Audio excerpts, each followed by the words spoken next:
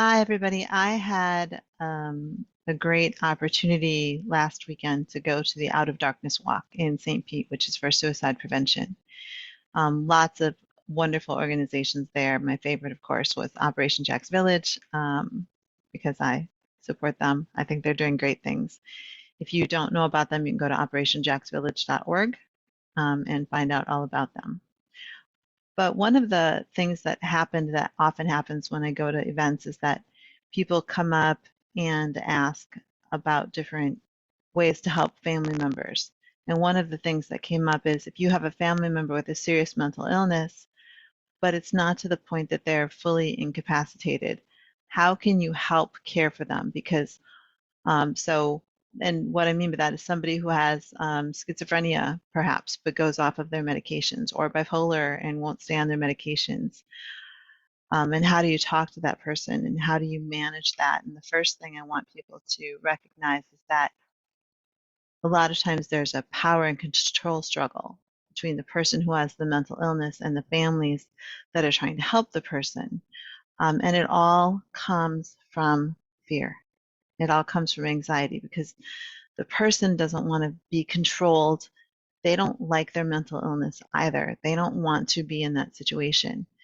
And the families are afraid for their family member because sometimes their family member will, you know, go off to a city by themselves and then need to be rescued and, um, financially or, have to have somebody go get them.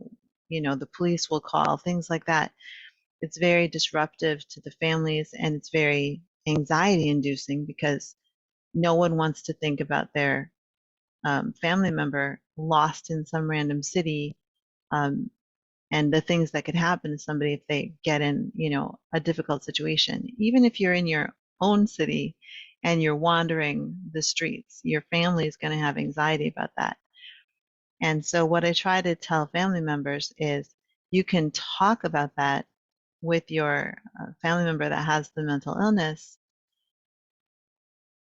but you have to recognize that your anxiety is likely very high and their anxiety is likely very high. So you have to calm down first and not fight for control, but talk about your feelings and your worries and try to see what they're comfortable with because you can't force somebody to stay on medications. People don't like to stay on a lot of medications because it can make them feel zombified. It can make them feel like they're not their real self. It can have other side effects.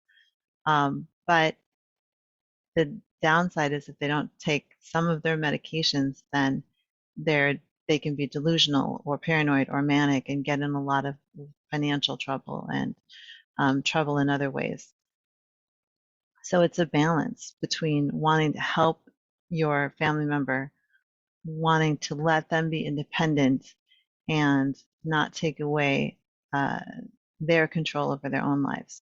So if you can have that conversation, but start by calming yourself down, recognizing that they do have the right to choose, um, and you have the right to set boundaries and limits on how far you're willing to go to rescue them if they're making poor choices.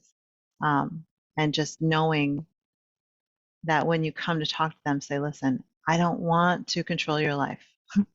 I don't want to force you to do anything. I want you to be safe. I want you to be well. Um, these are my fears. I'm feeling anxious, and I'm sure you're feeling anxious too. And I'm sure that you're not very happy with, the way things are going, in your mind when you can't control the thoughts that you're having or the way that your mood shifts.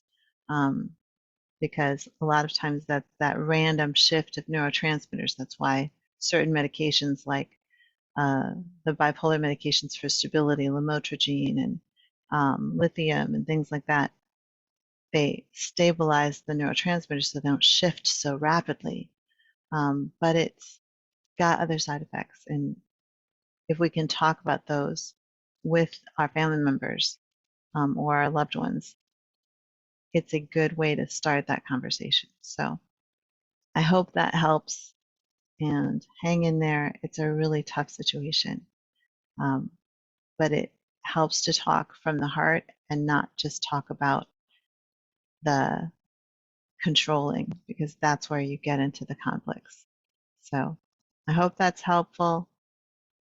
If you have a loved one that you want to have that conversation with and want more ideas, email me, call me. We can set up a session or something like that. And maybe I can use that information to put something together that will help more families. So stay well, stay safe, take care.